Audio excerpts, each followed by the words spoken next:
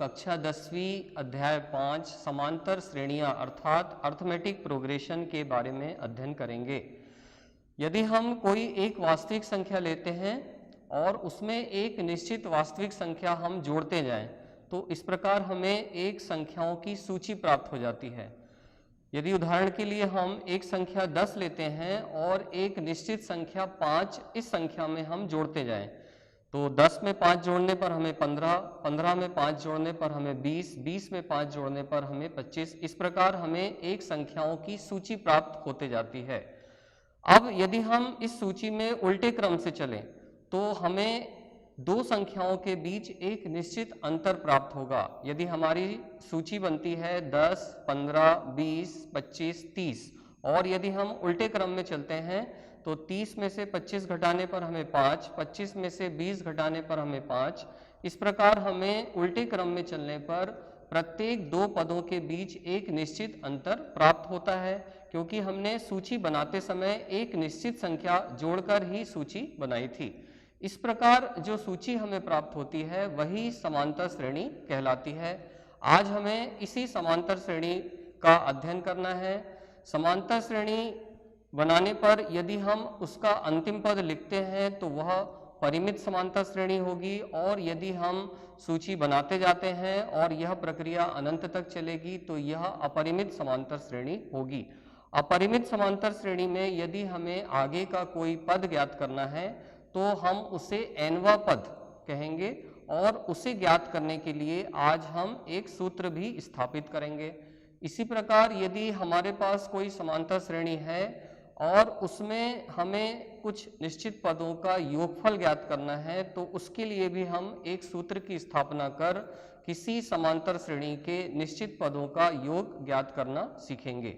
आइए शुरू करते हैं। आइए बच्चों, आपकी प्रश्नावली 5.2 का चौथा प्रश्न समझने की कोशिश करते हैं।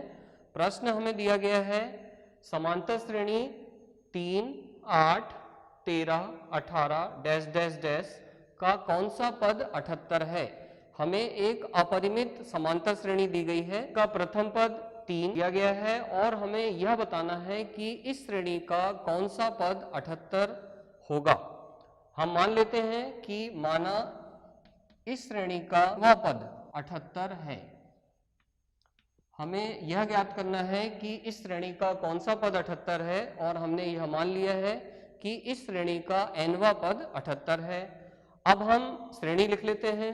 श्रेणी हमें दी हुई है 3, 8, 13, 18 डैश डैश डैश।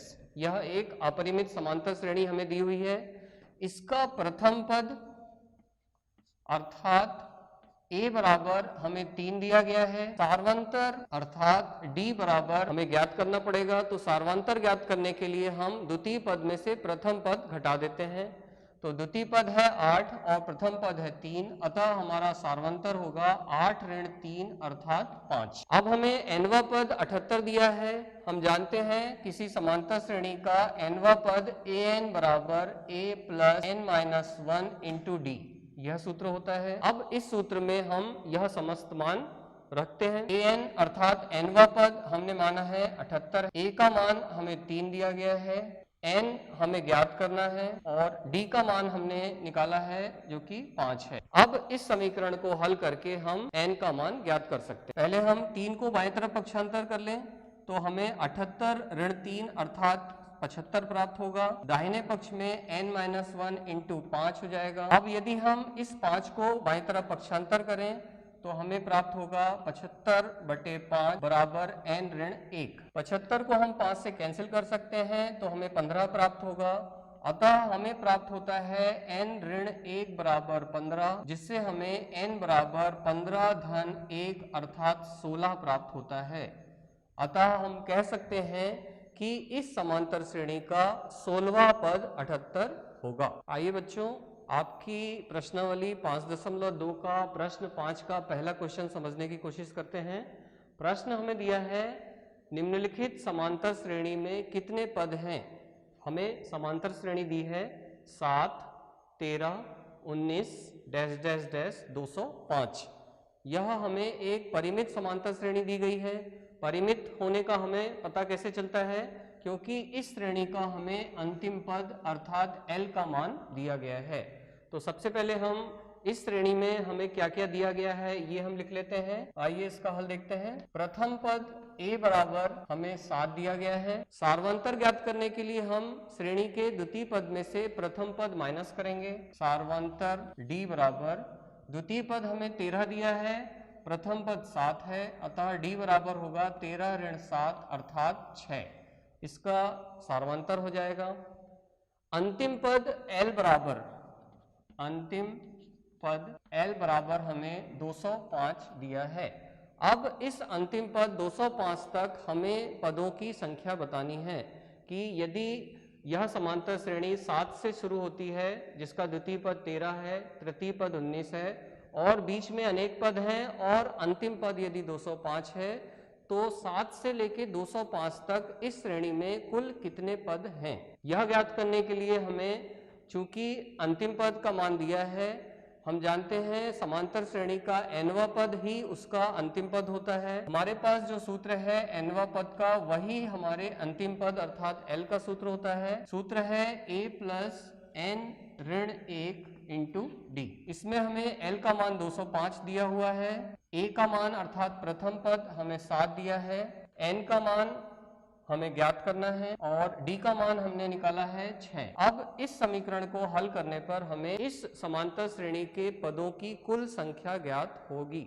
आइए इसे हल करते हैं। 205, 7 को हम जब बाएं तरफ लाएंगे तो 205 में से 7 घट जाएगा तो हमें प्राप्त होगा 198 बराबर दाहिने पक्ष में n माइनस 1 इंटू 6 है। अब हम 6 को बाईं तरफ पक्षांतर करेंगे तो हमें प्राप्त होगा 198/6 बराबर दाहिने पक्ष में n ऋण 1 है।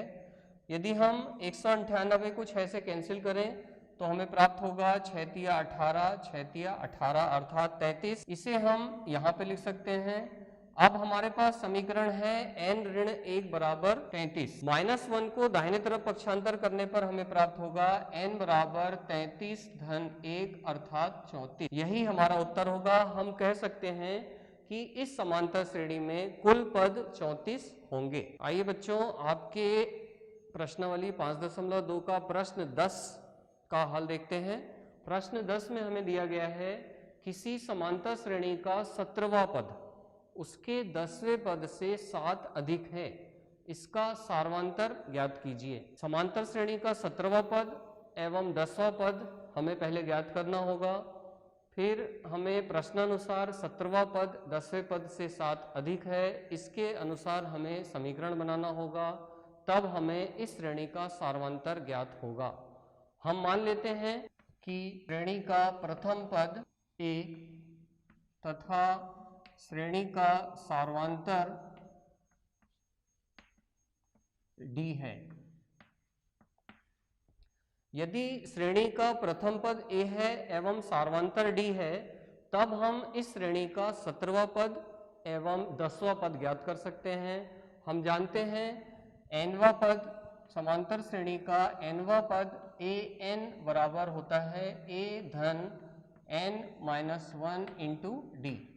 यदि हमें 17वां पद ज्ञात करना है तो n की जगह हम 17 लेते हैं तो हम लिख सकते हैं a 17 अर्थात 17वां पद बराबर a प्लस 17 ऋण 1, n का मान 17 है, इंटू डी अर्थात a धन 16d।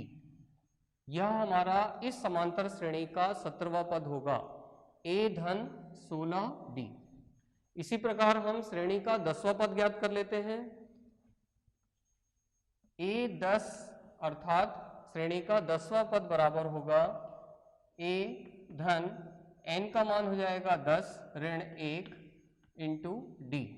इसे हल करने पर हमें प्राप्त होता है a धन 10 ऋण 1 अर्थात 9d। यह हमें 10वां पद ज्ञात हो गया। प्रश्न में हमें दिया गया है कि 17वां पद 10वें पद से 7 अधिक है, अर्थात हम कह सकते हैं कि 17वें पद और 10वें पद का अंतर 7 है। अतः प्रश्नानुसार इस प्रश्न का हमारा समीकरण बनेगा a 17 ऋण a 10 बराबर 7। यह हमें प्रश्न में दिया गया है। 17वां पद एवं 10वें पद का अंतर 7 है, या हम कह सकते हैं कि 17वां पद उसके 10वें पद से 7 अधिक है। अब इस समीकरण में यदि हम मान रखें तो A17 का मान है A धन 16D ऋण A10 का मान है A धन 9D और दाहिने पक्ष में 7 है। अब यह हमारा समीकरण बना है। इसे हल करने पर हमें सार्वंतर अर्थात D का मान ज्ञात होगा। आइए इसे हल करते हैं। A धन 16D ऋण, इस ब्रैकेट को ओपन करेंगे तो हमें प्राप्त होगा ऋण A ऋण 9D बराबर 7। अब देखिए धन A से ऋण A हमारा कैंसिल हो जाता है। 16D में से यदि हम 9D घटा दें तो हमें प्राप्त होगा 7D बराबर 7। और अब हम D का मान ज्ञात कर सकते हैं। D बराबर होगा 7/7 अर्थात 1। इस प्रकार हम इस समांतर श्रेणी का सार्वंतर ज्ञात कर सकते हैं। आइए बच्चों, समांतर श्रेणी के पदों के योगफल से संबंधित इस प्रश्न को समझने की कोशिश करते हैं। यह है प्रश्नावली 5.3 का प्रश्न नंबर 13। प्रश्न में हमें दिया गया है 8 के प्रथम 15 गुणजों का योगफल ज्ञात कीजिए। तो पहले तो हम यह लिख लें कि 8 के प्रथम 15 गुणज कौन कौन से हैं, अर्थात हमें यहाँ पर 8 का टेबल लिखना होगा। 8 दूनी 16, 24, 32। इस प्रकार 8 के 15 गुणजों का योगफल हमें ज्ञात करना है। हमने देखा कि इस श्रेणी का प्रथम पद a बराबर 8 है, और यदि हम इनके दो पदों के बीच का अंतर निकालेंगे तो वह भी हमें 8 प्राप्त होगा, अर्थात यह एक समांतर श्रेणी होगी। यदि हम द्वितीय पद में से प्रथम पद घटाते हैं तो हमें 8 प्राप्त होगा।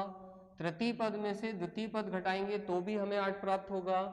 चतुर्थ पद में से तृतीय पद घटाने पर भी हमें 8 ही प्राप्त होगा। अतः हम कह सकते हैं कि यह एक समांतर श्रेणी है जिसके बीच दो पदों का अंतर समान है। अब इस समांतर श्रेणी के प्रथम 15 गुणजों का योगफल हमें ज्ञात करना है, अर्थात हमें n बराबर पदों की संख्या n बराबर 15 दी हुई है। हम जानते हैं यदि किसी समांतर श्रेणी का प्रथम पद a सार्वंतर D एवं पदों की संख्या n हो तो उस समांतर श्रेणी के n पदों का योगफल बराबर होता है Sn बराबर n/2 2a धन n-1 इंटू D।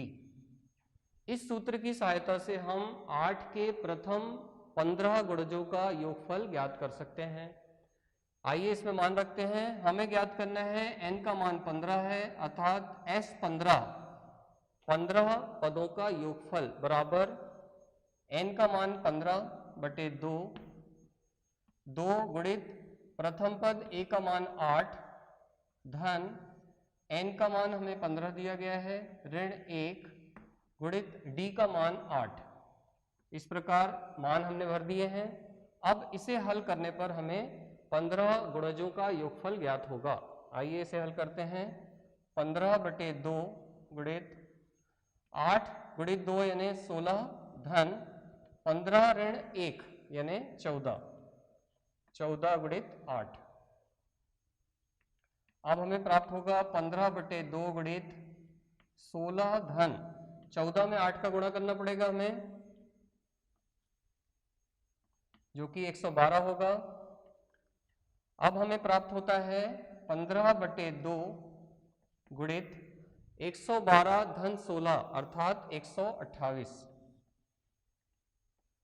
यदि हम 2 से 128 को कैंसिल कर दें तो हमें प्राप्त होगा 2 छक 12 2 चौक 8 अर्थात 15 गुणित 64।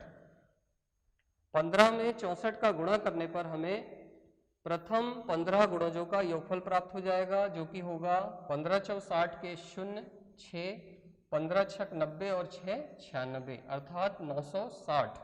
यह 8 के प्रथम 15 गुणजों का योगफल होगा।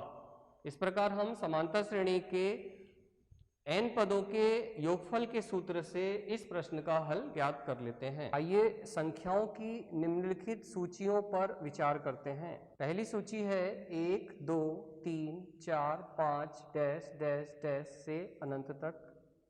दूसरी सूची देखिए 100, 70, 40, 10 डैश डैश डैश। तीसरी सूची देखिए 3, 3, 3, 3 डैश डैश डैश। संख्याओं की ये सूचियां प्रत्येक पद में एक निश्चित संख्या जोड़ने पर बनी है। इन सूचियों का प्रत्येक संख्या एक पद कहलाती है। चारों सूचियों में अनंत पद हैं, अतः यह अपरिमित सूचियां हैं। सूची 1 में प्रत्येक पद अपने पिछले पद में 1 जोड़ने से प्राप्त होता है। सूची 2 में प्रत्येक पद अपने पिछले पद में ऋण 30 जोड़ने से प्राप्त होता है। सूची 3 में प्रत्येक पद अपने पिछले पद में 0 जोड़ने से प्राप्त होता है। आइए इस पर आधारित समांतर श्रेणियों की परिभाषा समझने की कोशिश करते हैं। उपरोक्त तीनों सूचियों में से प्रत्येक में हमने देखा कि उत्तरोत्तर पदों को इनसे पहले वाले पदों में एक निश्चित संख्या, जिसे हम कॉमन डिफरेंस कहते हैं, जोड़कर प्राप्त किया जाता है। संख्याओं की ऐसी सूची को समांतर श्रेणी कहते हैं। हम कह सकते हैं एक समांतर श्रेणी संख्याओं की एक ऐसी सूची है जिसमें प्रत्येक पद प्रथम पद को छोड़कर अपने पद में एक निश्चित संख्या जोड़ने पर प्राप्त होता है। इस निश्चित संख्या को हम कॉमन डिफरेंस कहते हैं। यह निश्चित संख्या समांतर श्रेणी का सार्वंतर या कॉमन डिफरेंस कहलाती है। यह सार्वंतर धनात्मक, ऋणात्मक या शून्य हो सकता है, जैसा कि हमने ऊपर की 3 सूचियों में देखा। परिमित तथा अपरिमित समांतर श्रेणियां। जिन श्रेणियों में पदों की संख्या परिमित है, ऐसी समांतर श्रेणी को परिमित समांतर श्रेणी कहते हैं। प्रत्येक परिमित समांतर श्रेणी में एक अंतिम पद अवश्य होता है। आइए उदाहरण से समझते हैं। 100, 150, 200, 250, 300। इस श्रेणी का प्रथम पद 100 है। सार्वंतर जब हम द्वितीय पद में से प्रथम पद को घटाते हैं तो हमें 50 प्राप्त होता है, एवं अंतिम पद 300 है। अतः यह एक परिमित समांतर श्रेणी है। जिन श्रेणियों में पदों की संख्या अपरिमित है, उन्हें अपरिमित समांतर श्रेणी कहते हैं। अपरिमित समांतर श्रेणी में अंतिम पद नहीं होता है, जैसा कि परिमित समांतर श्रेणियों में हमने देखा था। आइए एक उदाहरण की सहायता से समझते हैं। 100, 70, 40, 10 डैश डैश डैश से लेके अनंत तक। इस श्रेणी में प्रथम पद 100 है। सार्वंतर जब हम द्वितीय पद में से प्रथम पद घटाएंगे, अर्थात 70 ऋण 100 बराबर ऋण 30 है। और चूंकि अपरिमित समांतर श्रेणी है, अतः इसमें कोई भी अंतिम पद नहीं है। आइए अब देखते हैं समांतर श्रेणी का nवां पद। यदि A1, A2, A3, A4 dash dash dash एक समांतर श्रेणी है जिसका प्रथम पद A है और सार्वंतर D है, तब प्रथम पद A1 बराबर A हमें दिया गया है। दूसरा पद A2 बराबर A प्लस D। प्रथम पद में सार्वंतर जोड़ने पर हमें समांतर श्रेणी का द्वितीय पद प्राप्त होगा। A धन D को हम लिख सकते हैं A धन 2 ऋण 1 इंटू D। इसी प्रकार तीसरा पद होगा A3 बराबर A धन 2D बराबर 2 को हम 3 ऋण 1 के रूप में लिख सकते हैं, अतः तीसरा पद होगा A धन 3 ऋण 1 इंटू D। चौथा पद A4 बराबर होगा A धन 3D। 3D को हम लिख सकते हैं A धन 4 ऋण 1 D। अर्थात चौथे पद में 4 ऋण 1 आता है, तीसरे पद में 3 ऋण 1 आता है, द्वितीय पद में 2 ऋण 1 आता है। इसी प्रकार यदि हम 10वां पद देखते हैं तो A10 बराबर होगा A धन 9D। 9 को हम लिख सकते हैं 10 ऋण 1, अतः हमारा 10वां पद होगा A धन 10 ऋण 1 इंटू D। इस प्रकार हमने इस प्रारूप को ध्यान से देखने पर हमें यह पता चलता है कि 10वें पद में 10 ऋण 1 आता है, चौथे पद में 4 ऋण 1 आता है। अतः हमें यदि किसी समांतर श्रेणी का nवां पद ज्ञात करना है तो nवें पद के सूत्र में n ऋण 1 आना चाहिए। अतः हम कह सकते हैं समांतर श्रेणी का nवां पद अर्थात an बराबर a धन n ऋण 1 इंटू डी होगा। हमने देखा समांतर श्रेणी का nवां पद an बराबर a धन n ऋण 1 इंटू डी होता है।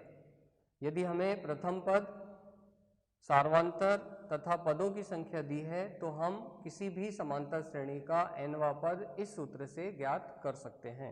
nवां पद अर्थात an को हम समांतर श्रेणी का व्यापक पद भी कहते हैं।